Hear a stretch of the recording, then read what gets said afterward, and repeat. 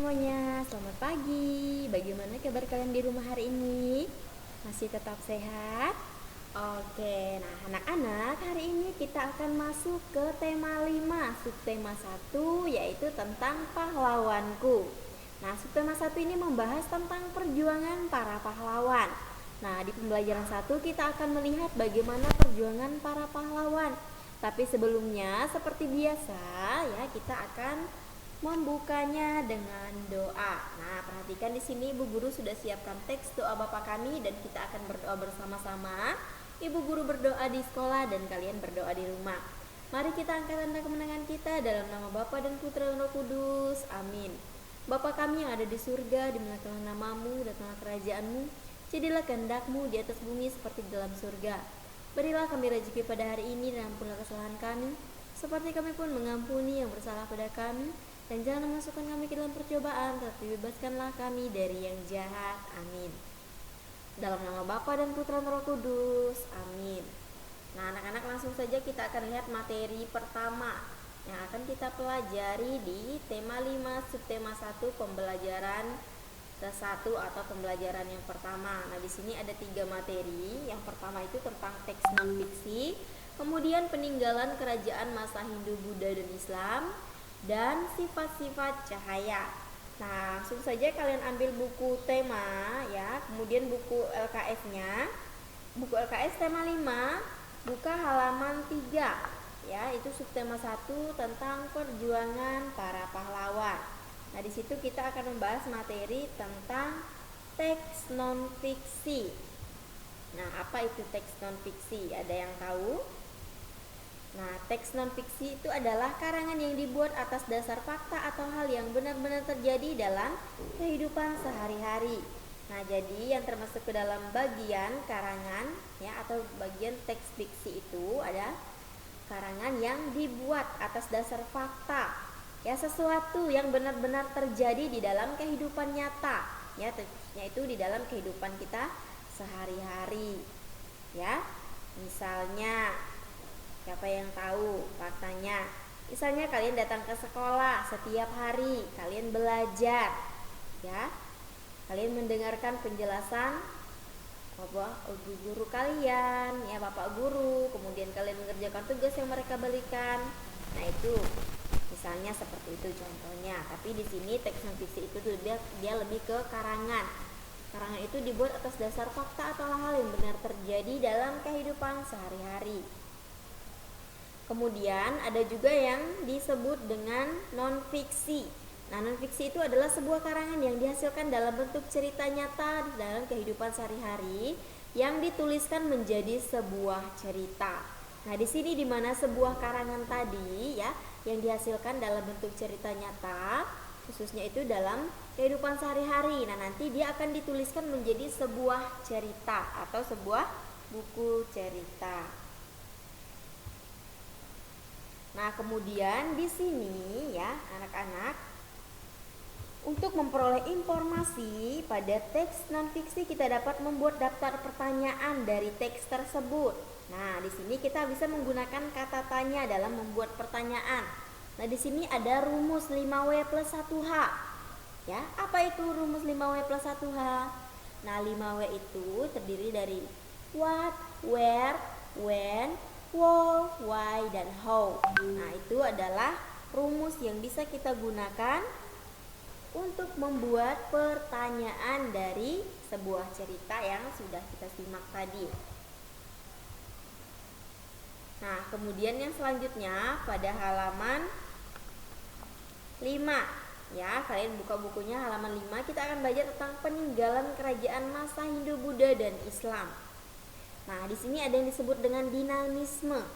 Nah, dinamisme itu adalah kepercayaan pada benda-benda yang dianggap mempunyai kekuatan gaib, ya.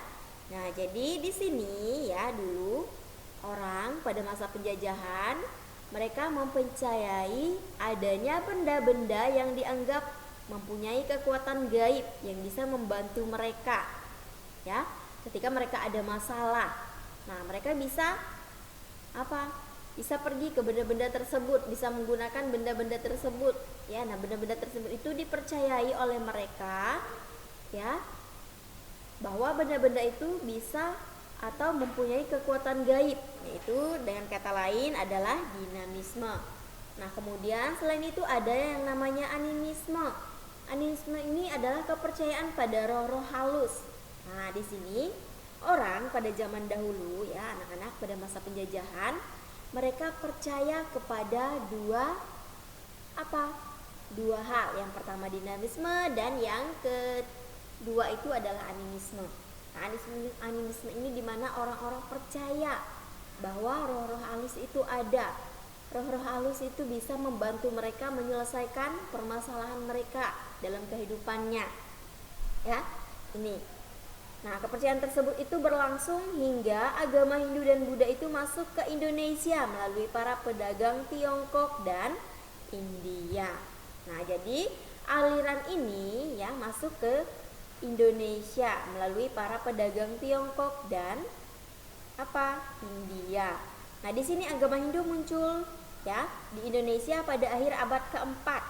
Nah, di sini kerajaan yang bercorak Hindu ya, itu ada kerajaan Kutai, Tarumanegara, Mataram, Kediri, Singasari dan Majapahit.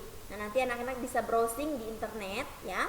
Kalian bisa cari gambar-gambar dari kerajaan Kutai, Tarumanegara, Mataram, Kediri, Singasari dan Majapahit.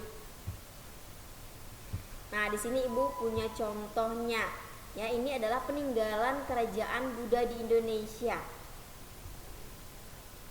Nah, agama Buddha yang masuk ke Indonesia pada abad ke-5 katanya. Di sini yang menjadi pusat kerajaan Buddha hanya terdapat di Sumatera dan di Jawa. Nah, ini adalah yang pertama, gambar yang pertama ini adalah kerajaan Kaling. Nah, ini contoh dari gambarnya. Ini adalah contoh kerajaan Kaling. Kemudian yang kedua adalah kerajaan Sriwijaya. Nah, kurang lebih seperti ini bangunan dari kerajaan Sriwijaya. Nanti untuk bangunan-bangunan lain dari kerajaan lain anak-anak bisa browsing di internet ya. Nah, kemudian yang selanjutnya ada sifat-sifat cahaya. Nah, kalian bisa buka bukunya itu halaman 7. Sifat-sifat cahaya. Nah, tahukah kamu cara mata dapat melihat suatu benda? Nah, anak-anak, bagaimana cara mata bisa melihat cahaya suatu benda itu seperti apa? Nah, di sini cahaya yang mengenai benda akan dipantulkan ke mata sehingga benda tersebut dapat terlihat. Ya. Nah, cahaya ini dia memiliki sifat, ya, beberapa sifat. Yang pertama ada cahaya yang dapat menembus benda bening. Nah, contohnya seperti apa? Cahaya yang dapat menembus benda bening di sini ya. Itu contohnya seperti kaca ya. Kemudian plastik bening, air jernih dan botol bening. Nanti kita akan melihat contoh gambarnya. Kemudian yang kedua, cahaya dapat dipantulkan. Nah, selain cahaya dapat menembus benda yang bening, di sini cahaya juga bisa kita pantulkan ya. Nah, cahaya bisa dipantulkan itu karena pantulan cahaya itu ke tubuh kita mengenai permukaan cermin. Ya, saat kita bercermin contohnya, cahaya yang dapat dipantulkan di cermin kita sendiri. Ya, kita bisa melihat bayangan dari tubuh kita. Ya, nah itu pantulan dari cermin tadi. Di mana di cermin tadi kita bisa melihat ya bahwa di situ ada pantulan dari cahaya diri kita sendiri. Kemudian yang kedua, cahaya merambat lurus. Nah, cahaya merambat lurus kalian bisa perhatikan ya. Di buku LKS kalian halaman 9 itu ada gambar ya, kegiatan yang menunjukkan cahaya merambat lurus. Ya, cahaya akan merambat lurus jika melewati satu medium perantara. Jadi, melalui satu medium perantara yang nantinya diletakkan secara sejajar, maka dia akan merambat lurus ya, sesuai dengan posisi dari benda tersebut.